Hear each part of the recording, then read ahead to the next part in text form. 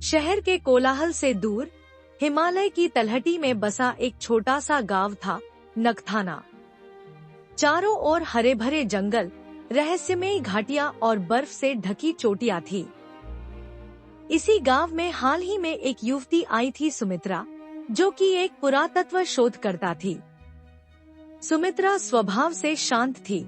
उसकी गहरी आंखें रहस्य की खोज में डूबी रहने वाली थी। सुमित्रा यहाँ एक प्राचीन मंदिर के अवशेषों का अध्ययन करने आई थी, पर जैसे ही उसने गांव की सीमा पार की, उसे एक अजीब सी बेचैनी महसूस हुई, जैसे कोई उसे देख रहा हो। हवा में एक अनकही सरसराहट थी और पेड़ों की शाखाएं किसी अज्ञात गीत की धुन पर झूल रही थी। गांव के लोग उससे कतराने लगे थे। कोई ज्यादा उससे बात नहीं करता, बस दूर से सिर झुकाकर निकल जाता। एक बुजुर्ग दादी, जिसे सब माई कहते थे, ने धीरे से कहा, यहाँ कुछ चीजें वैसी नहीं हैं, जैसी दिखती हैं। तुम वापस चली जाओ, बेटी। पर सुमित्रा को पीछे हटना मंजूर नहीं था। उसकी रातों में एक ही सपना बार बार आता, जैसे कोई एक युवक खंडहरों की ओर बुला रहा है, जिसके आंखों में करुणा और होठों पर सुमित्रा का नाम था। सुमित्रा ने मंदिर के खंडहरों में खुदाई शुरू की। वहीं उसे एक पत्थर की शिला पर कुछ एक जोड़ा उकेरा मिला, जो हाथों में हाथ डाले खड़ा था। नीचे लिखा था, अनंत वियोग का शापित मिलन। उसी दिन शाम को, जब सूरज की आखिरी किरणें जंगल के उस पार डूब रही थी, एक युवक खंडहरों के पास दिखा, अयन। उसकी आंखें वैसी ही थी जैसी सुमित्रा को सपनों में दिखती थी। अयन चुपचाप उसे देखता रहा और मुस्कुराया, जैसे सदियों से पहचानता हो। तुम यहाँ क्यों आई? अयन ने धीमे स्वर में पूछा।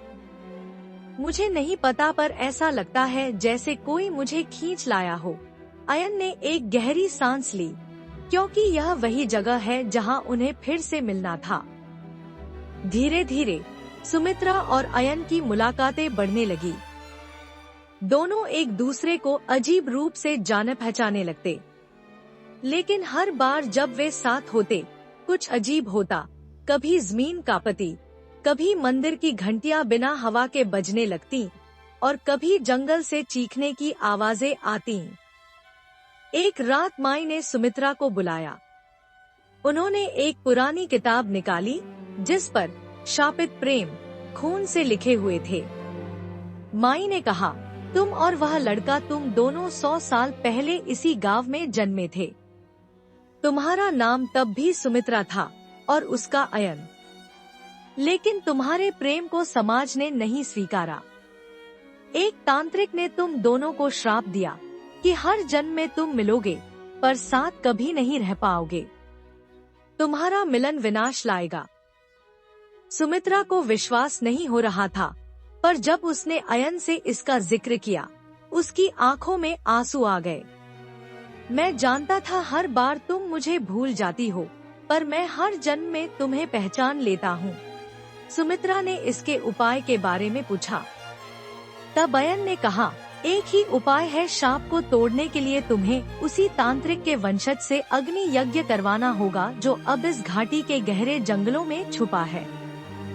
सुमित्रा और अयन उस रात जंगल की ओर निकल पड़े। रास्ता कठिन था, पेड़ों की शाखाएं रास्ता रोकती, रहस्यमयी जानवरों की आंखें अंधेरे में चमकती। अंततः वे एक गुफा में पहुँचे, जहाँ एक वृद्ध तांत्रिक ध्यानमग्न बैठा था। वह बोला, तुम दोनों को मुक्त करने के लिए एक बलिदान देना होगा, या तो प्रेम या जीवन।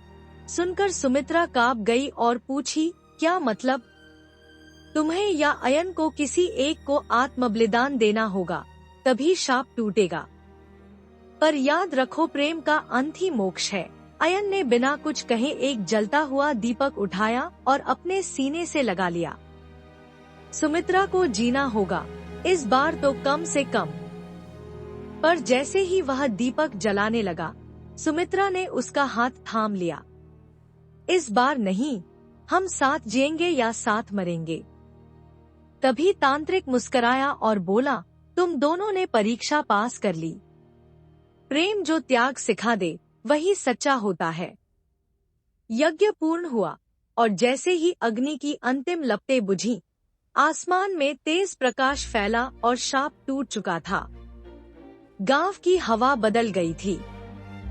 मंदिर की घंटियां अब शांति से बजती थी।